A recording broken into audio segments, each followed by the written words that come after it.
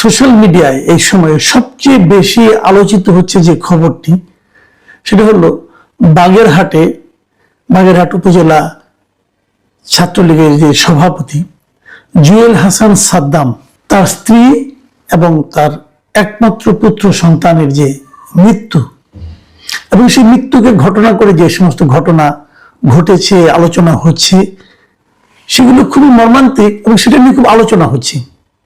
এবং এর মধ্যে অনেকে এটা নিয়ে কথা বলেছেন। আমি কেবল আমার মতো করে দু একটা কথা বলতে চাই। প্রথমত কথা হলো যে আপনারা নিশ্চয়ই ঘটনাটা জানেন, তবু আপনাদেরকে একটু বলে নিই। ঘটনাটা ঘটেছে শুক্রবার দিন। জুয়েল হাসান সাদ্দাম বেশ কয়েকদিন ধরেই, এই বছরের বোধহয় এপ্রিল মাস থেকে, 2025-এর এপ্রিল থেকে তিনি কারাগারে আছেন। বাগেরহাটে বাড়ি হলেও উনি আছেন যশোরে যে কারাগার, সেই কারাগারে। এবং সাদ্দামের স্ত্রী, তারও বয়স খুব বেশি না, 22 বছর বয়স দেখলাম পত্রপত্রিকায়, এবং তার একমাত্র সন্তানের বয়স 9 মাস মতো। এই সন্তানের সন্তানকেও উনি দেখেন, জন্মটা উনি দেখেননি। সাদ্দাম তখন জেলে ছিলেন, তখন এই সন্তানের জন্ম হয়েছে, এরকম শুনেছি আর কি, যা লেখা পড়লাম। এবং কোনোদিন তার সন্তানকে সে কোলেও নিতে পারেনি, কারণ সে জেলেই ছিল। সাদ্দামের স্ত্রী তার সন্তানকে থাকতেন, তার স্বামীর জামিনের জন্য বারবার বিভিন্নভাবে চেষ্টা করেছেন। কোথায় যেন পড়লাম যে সাদ্দামের স্ত্রী নাকি রুহুল আমিন হাওলাদারের আত্মীয়, ঘনিষ্ঠ আত্মীয়। রুহুল আমিন হাওলাদার মানে জাতীয় পার্টি যিনি নেতা ছিলেন, একসময় মন্ত্রী ছিলেন, তার নাকি ঘনিষ্ঠ আত্মীয়। কোথায় দেখলাম কেউ বলেছেন মেয়ে, কেউ বলেছেন ভাগ্নি, আমি ঠিক জানি না কোনটা, কিছু একটা হবে। যেহেতু রুহুল আমিন হাওলাদারের যদি আর ঘনিষ্ঠ আত্মীয় মেয়ে অথবা ভাগ্নি যাই হন না কেন, নিশ্চয়ই তারা জামিনের জন্য অনেক চেষ্টা করেছেন, কিন্তু জামিন হয়নি। এই মেয়ের ভাইরা বলছেন যে এই মেয়েটি নাকি তার হাজব্যান্ডকে খুব ভালোবাসতো এবং তাকে ছাড়াতে না পেরে হতাশাগ্রস্ত হয়ে তিনি প্রথমে তার নিজের সন্তানকে পানিতে ডুবিয়ে মেরেছেন এবং তারপর নিজে ফাঁসিতে ঝুলে আত্মহত্যা করেছেন। খুবই মর্মান্তিক ঘটনা।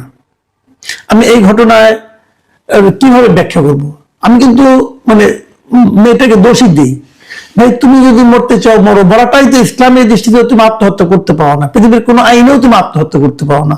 আত্মহত্যা একটা অপরাধ, কিন্তু তারপরে তুমি তোমার পেইন সহ্য করতে পারোনি, তুমি হয়তো মারা যাচ্ছ, যাও, তুমি তোমার সন্তানটাকে এভাবে কেন মারলো? তুমি সন্তানটাকে হত্যা করেছো। আমার কিন্তু এই মেয়ের প্রতি খুব একটা সমবেদনা আমি প্রকাশ করতে পারছি না, সরি, যদি কেউ কিছু মনে করবেন, বাট আমি এই নারীর প্রতি খুব একটা আমার কোনো সমবেদনা নাই। কারণ ওনার একজন শিশুকে সে হত্যা করেছে, তো সে পারে না। যত পেইনই থাকুক না কেন, যত অভিযোগ থাকুক, আর যদি সে রুহুল আমিন হাওলাদারের আত্মীয় হন, অথবা তার স্ত্রী সন্তান হন, কন্যা হন, অথবা তার ভাগ্নি হন, যাই হন, তাহলে তো উনি তো এতটা অভাবেও ছিলেন না যে না খেয়ে থাকবেন, তাও তো নয়। তাহলে উনি ওনার সন্তানকে কেন হত্যা করবেন? এই সন্তানের জীবন তো তার জীবন না, এটা সে পারে না, অন্যায় করছে সেটা। যাক, সেটা ব্যাপার না, আমি ওটা নিয়ে আলোচনা করছি না আপাতত, ওটা অবশ্যই একটা বড় ব্যাপার, বাট ওটা নিয়ে আমি আলোচনা করছি না। আমি যেটা বলতে চাচ্ছি সেটা হলো, যেটা নিয়ে সবাই এখন আলোচনাও করছেন এবং বলছেন যে এই স্ত্রী এবং সন্তানের মৃত্যুতে তার জানাজায় অংশ নেওয়ার জন্য কেন সাদ্দামকে সুযোগ দেওয়া হলো না? এটা কিন্তু একটা ভ্যালিড পয়েন্ট। কেন পারবে না সুযোগ দেওয়া তাকে? প্যারোলে মুক্তি দেওয়ার এটা বহু নিয়ম আছে, আমরা আগের সরকার আমলে দেখেছি, বিভিন্ন সরকার আমলে দেখেছি। বাবা মা, আত্মীয় স্বজন, সন্তান মারা গেলে পরে যত বড় আসামি হন না কেন তিনি, তাকে প্যারোলে মুক্তি দেওয়া হয়। প্যারোলে মুক্তি মানে কি? হাত করা পরেই তাকে নিয়ে আসা হয়, পুলিশ প্রহরে তিনি আসেন এবং জানাজায় অংশ নেন, দাফন করেন, তারপরে আবার তাকে জেলখানায় নিয়ে যাওয়া হয়। এক্ষেত্রে সাদ্দামকে প্যারোলে মুক্তি দেওয়া হয়নি। নানা রকম কাহিনী বলছে, বাগেরহাটের জেলা প্রশাসক বলছেন যে তার কাছে অ্যাপ্লিকেশন নিয়ে আসছিল, তিনি বলছেন এটা তো আমার এখানে না, আপনাকে যশোর যান, আবার যশোর যে করা এটা সময় সাপেক্ষ ব্যাপার, এই সমস্ত নানা রকম কথাবার্তা বলা হচ্ছে। এগুলো আমার কাছে সবই খেলো অজুহাত মনে হয়। অজুহাতে এই জেলা প্রশাসক তো সঙ্গে সঙ্গে তাকে মেল করে দিতে পারতেন, টেলিফোনে বলতে পারতেন, কিন্তু তেমন কিছু ব্যাপার না রে ভাই। এক জেলা থেকে আরেক জেলা যেতে কতক্ষণ লাগতো? কিন্তু এখন সবাই নানা ধরনের অজুহাত দিয়ে নিজের গায়ের চামড়া বাঁচানোর চেষ্টা করছেন। বিষয়টা যখন নাকি হইচই পড়ে গেছে, তখন তারা ভেবেছেন এটা কিভাবে আমার ঘাট থেকে সরিয়ে আরেকজনের ঘাড়ে চাপানো যায়, অথবা একটা বায়বীয় ঘাড়ে চাপানো যায়। এই ধরনের নানা ধরনের নকশা তারা এখন করবেন এবং করছেন, আগামীতেও করবেন। এটা নিয়ে আজকে আমি দেখলাম যে আজকে মন্ত্রণালয়ে আমাদের যিনি স্বরাষ্ট্র বিষয়ক উপদেষ্টা জাহাঙ্গীর আলম চৌধুরী, লেফটেন্যান্ট জেনারেল অবসরপ্রাপ্ত, উনি আবার কৃষি মন্ত্রণালয়ের উপদেষ্টা। তো উনি কৃষি মন্ত্রণালয়ে একটা ব্রিফ করছিলেন, সেখানে একজন সাংবাদিক ওনাকে জিজ্ঞাসা করতে গেলে উনি এই প্রশ্নের উত্তর দিলেন না। বললেন যে এখানে আমি কৃষিতে আছি, আমি কৃষির উত্তর দেব, অন্য কোনো উত্তর দেব না। এটা কেমন কথা? উনি যে স্বরাষ্ট্র মন্ত্রণালয়, তবে বলে তাহলে আমরা স্বরাষ্ট্র মন্ত্রণালয়ে আসি, না, স্বরাষ্ট্র মন্ত্রণালয়ে যখন এটা নিয়ে আলোচনা হবে তখন আসবেন। মানে আমি এই লোকটার সেন্স দেখে আমি হতবাক হয়ে যাই। উনি আজকে কৃষি মন্ত্রণালয়ে আসছেন, ঠিক আছে, তাহলে আজকে যদি স্বরাষ্ট্র মন্ত্রণালয় বিষয় কোনো কমেন্ট দরকার হয়, মন্ত্রীর কমেন্ট অথবা উপদেষ্টা বলি, তার যদি কমেন্ট দরকার হয়, তাহলে মানুষ কি করবে? ওনাকে যেখানে পাবে সেখানে তো জিজ্ঞাসা করবে। এটি তো নিয়ম, আমরা তো সাংবাদিকতা করেছি, এটাই নিয়ম। তুমি এখানে বসে ওখানকার কথা বলবেন না কেন? কেন বলবেন না? আবার ওখানে তাহলে ওখানে চলেন না, ওখানে উনি যাবেন না, ওখানে যেদিন মিটিং হবে সেই দিন আলাপ করবেন। তাহলে এই ঘটনা নিয়ে ওনার কমেন্ট আসতে দরকার নাই। প্রশ্ন উঠেছিল, এক সাংবাদিক বলেছিলেন যে এই সাদ্দামকে আপনারা কেন জেলে আটকে রাখছেন? সে ছাত্রলীগ করতো, ঠিক আছে, করতেই পারে। ছাত্রলীগ আপনারা নিষিদ্ধ করেছেন, ওকে নিষিদ্ধ করেছেন। তো নিষিদ্ধ করার পর কি সে ছাত্রলীগের কোনো সাংগঠনিক কর্মকাণ্ডে অংশ নিয়েছে? তখন তাকে আটকে রাখছেন কেন আপনারা জেলে? উনি কি বললেন? আমরা জেলে কাউকে আটকে রাখি না, একমাত্র ক্রিমিনালদের আটকে রাখি। এই কথাটা শুনে আমার কাছে এত হাসি পেল যে উনি যদি, মানে মানুষের তো একটা সেন্স আছে, উনি মনে করেন কি সবাই বোধহয় ওনার মতো বয়স হয়ে গেছে, সবাই বোধহয় সবকিছু ভুলে গেছে। বেশিদিন আগে না, আমি আপনাকে অল্প কিছুদিন আগের একটা কথা আপনাকে স্মরণ করে দিই। এই মানে গত বছরের 2025 সালের সেপ্টেম্বর মাসে 24শে সেপ্টেম্বর চট্টগ্রাম উনি একটা অনুষ্ঠানে গিয়েছিলেন। সেখানে তিনি বলেছিলেন যে আওয়ামী লীগের কেউ যাতে সহজে জামিন না পায় সে চেষ্টা চলছে। এই স্বরাষ্ট্র উপদেষ্টা বলেছেন। তার মানে আওয়ামী লীগের কেউ হলেই তারা জামিন দেওয়া হবে না। কেন? এটা কোন আইনে আছে ভাই? এটা কোন আইনে আছে? এটা তো আগের সরকার, যে সরকার আমরা এত সমালোচনা করছি, ফ্যাসিবাদী সরকার বলেছি, স্বৈরাচারী সরকার বলেছি, তখনও কিন্তু এগুলো দেখিনি। তারা নানা রকম কথা বলেছে, কিন্তু এই ধরনের কথা উচ্চারণ করতে দেখিনি যে বিএনপির কেউ হলেই আর যাতে জামিন না পায় আমরা সেই ব্যবস্থা করছি। হয়তো তাকে কোনো না কোনো মামলায় আটকানো হতো। আর এখানে আমি যে কথাটা বলতে চাই, এখন আমরা এবার কি দেখেছি, এই গত 24-এর আন্দোলনের পরে কি দেখেছি, যে আওয়ামী লীগের, বিএনপির, এইসব বিএনপি, আওয়ামী লীগের, ছাত্রলীগের, যুবলীগের এই সমস্ত লোকদেরকে নানা রকম ছুতা নাতায়, নানা রকম অজুহাত এনে মানে জেলে ঢুকানো হয়েছে। কি এক উদ্ভট মামলা, যে মামলা 25 জন 26 জন মানে আপনার আসামি, হত্যা প্রচেষ্টা মামলা, অথবা যার সঙ্গে তার কোনো সম্পর্কই নেই এরকম লোককে মামলা, এবিএম খায়রুল হককে যাত্রাবাড়ি হত্যা মামলায় আটক করা হয়েছে, একজন বয়স্ক লোক, তাহলে জেলে আটকা।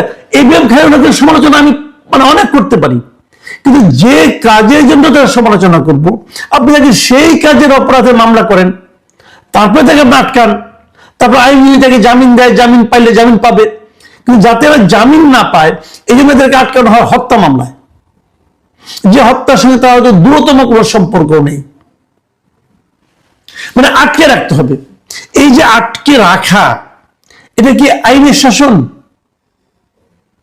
আমাদের এই সরকারের অন্তর্বর্তী সরকার যারা এসেছিলেন সংস্কার করবেন, আপনারা তো অনেক সংস্কার করবেন, আপনি তো নিজেদেরই সংস্কার করতে পারেন নাই, পারছেন? আপনারা তো স্বৈরাচারী নিয়মে সরকার চালাচ্ছেন। যে সরকার নিজেরা স্বৈরাচারী নিয়মে চালায় তারা কি সংস্কার করবে? আপনারা একদম যেমন আনিস আলমদের মতো সাংবাদিকরে আপনি আটকে রাখছেন। কেন আটকে রাখছেন? সন্ত্রাস বিরোধী অপরাধ। সে সন্ত্রাসের কি করছে রে ভাই? তাকে যে আপনি আটকে, তার জামিন হচ্ছে না, একাধিকবার তার জামিনের আবেদন করা হয়েছে, আদালত তাকে জামিন দিচ্ছে না। কি কারণে দিচ্ছেন না বলেন, ব্যাখ্যা করেন শুনি। যুক্তিগ্রাহ্য কোনো কারণ আছে? কোনো কারণ নেই, দেব না, জেলে পুছে মরো। তো এই যে মানসিকতা, এই মানসিকতার লোক সংস্কার কি করে করবে? তারা আবার সংস্কারের জন্য জনগণের কাছ থেকে জোর করে ভোট আদায় করার জন্য সারা দেশে ক্যাম্পেইন করতেছেন জনগণের টাকা দিয়ে। এটা কি হচ্ছেটা কি দেশে? আমরা কাদের শাসনে আছি? আমি খুব হতাশ। ভাবুন একটা কথা, সাদ্দামের বিরুদ্ধে আপনার অভিযোগ থাকতে পারে, তাকে আপনি বিরুদ্ধে মামলা করেন, বিচার হবে। এই যে তাকে আপনি বিনা বিচারে আটকে রেখেছেন, তাকে জামিন দিচ্ছেন না। জামিন পাওয়াটাকে একটা মানুষের নাগরিক অধিকারের মধ্যে পড়ে না? জামিন পাওয়াটা তার অধিকার, কিন্তু দয়া ব্যাখ্যা ব্যাপার না, এটা তার অধিকার। আপনি তার বিচার করেন, আর বিচার চলাকালীন তাকে জেলে বসে থাকতে হবে কেন? এই অভিযোগ তো মিথ্যাও হতে পারে, এই অভিযোগ তো অন্য ভুলও হতে পারে। যদি দেখা যায় এই যে তো ভুল 100 বছর বেকার খালাস পেয়ে গেল, তাহলে তাকে এতদিন আটকে রাখলেন, এবং তাকে আটকে রেখে রাখার কারণে যে তার সন্তান এবং স্ত্রীর মৃত্যু হলো, এই মৃত্যুর কোনো মূল্য নাই। ভাবুন, শেষ মুহূর্তে তার মৃত স্ত্রী এবং সন্তানকে জেল গেটে নিয়ে 5 মিনিট দেখানো হচ্ছে। ভাবুন তো ওই সময় সাদ্দামের মনে কি চলেছিল, ভাবুন। এবং এই যে তার মনের মধ্যে যা চলেছে, এটা কি তার মধ্যে কোনো শান্তি দিয়েছে, প্রশান্তি দিয়েছে? তার মধ্যে কি একটা ক্রোধের জন্ম দেয়নি? যখন কোন এক সময় তো নিশ্চিত পরিস্থিতি চেঞ্জ হবে, যদি কখনো সে বেড়ে আসে, তার এই ক্রোধটা কি সমাজের প্রতি হবে না? এই সমাজের আইনের প্রতি হবে না? মানুষ কেন খারাপ হয়ে যায়, মানুষ কেন বিপথে যায়, এখান থেকে ভাবার চেষ্টা করুন। আমরা কি করছি? আমরা একটা হিংসা দিয়ে আরেকটা হিংসাকে আমরা ইনভাইট করছি। আমরা কিভাবে দেশটাকে একটা হিংসার রাজ্যে পরিণত করব, একটা হিংসা ভিত্তিক সমাজে পরিণত করব? আমরা কি যাকে দেখবো তাকে হিংসা করব, যাকে দেখবো তাকে ক্ষতি করব? আওয়ামী লীগ হিংসা করবে বিএনপিকে, বিএনপি হিংসা করবে আওয়ামী লীগকে, জামাত হিংসা করবে বিএনপিকে, আবার জামাত হিংসা করবে আওয়ামী লীগকে। পারলেই মেরে ফেলো, পারলেই জেলে ঢুকাও। এটা কি? আওয়ামী লীগ 15 বছর শাসন করেছিল, বিএনপিকে নিয়ে জেলে ঢুকাইছিল, জামাতকে জেলে ঢুকিয়েছে। এখন আবার তারা ক্ষমতায় আসছে, তারা সেই একই কাজ করছে। যদি তোমরা একই কাজ করো, তাহলে তোমরা আওয়ামী লীগের চেয়ে ভালো হলে কিভাবে? তোমরা তো তার মতোই হলে, অথবা তোমরা তো তার চেয়েও খারাপ হলে। আমরা তো এই জিনিস দেখতে চেয়েছি। আমরা তো ভেবেছিলাম যে একটা অন্তর্বর্তীকালীন সরকার আসবে, যারা কোনো দল করবে না, যারা দেশের সমস্ত মানুষকে ঐক্যবদ্ধ করবে। এই তার নমুনা। মানে আমি খুবই দুঃখজনক, আমি খুবই মর্মাহত এই ঘটনাতে বিভিন্ন পয়েন্টে। প্রথমত আমি মায়ের উপর ক্ষুব্ধ, সে তার সন্তানকে হত্যা করলো কেন? সে নিজে যদি আত্মহত্যা করতো সেটা অন্য বিষয়, কিন্তু আরেকটা প্রাণকে সে নেওয়ার তার তো কোনো অধিকার নাই। ওই সন্তান জন্ম আপনি দিতে পারেন, কিন্তু সন্তানের মালিক আপনি না, এটা আপনি পারেন না। আবার আমি সাদ্দামের কথা ভাবেন, সে অপরাধ করতে পারে, অপরাধ করলে শাস্তি হবে, কিন্তু সে তার সন্তানকে একদিন কোলে নিতে পারলো না। সেই মৃত সন্তানগুলো বাবাকে দেখতে জেলখানায়। এই এক ইতিহাস যে মৃত সন্তান, মৃত স্ত্রী, তারা জেলখানায় বাবা অথবা স্বামীকে দেখতে চায়। একদিন এই সময় থাকবে না। আজকে থেকে অনেক বছর পর এগুলো মানুষ যখন আলাপ করবে, যদি তখন আমার এই দেশটা কখনো সভ্য দেশে পরিণত হয়, তখন তারা চিন্তা করবে যে একজন নোবেল লরিয়েটের যখন সরকার ছিল, তখন এই সমস্ত ঘটনা ঘটেছে। তারা হয়তো বিশ্বাস করতে চাইবে না, কিন্তু আমরা যারা এখন আছি, আমরা জানি এটাই সত্য, এটাই বাস্তব, এটাই শান্তির নমুনা। প্রিয় দর্শক, এখন এ পর্যন্তই। আল্লাহ হাফিজ।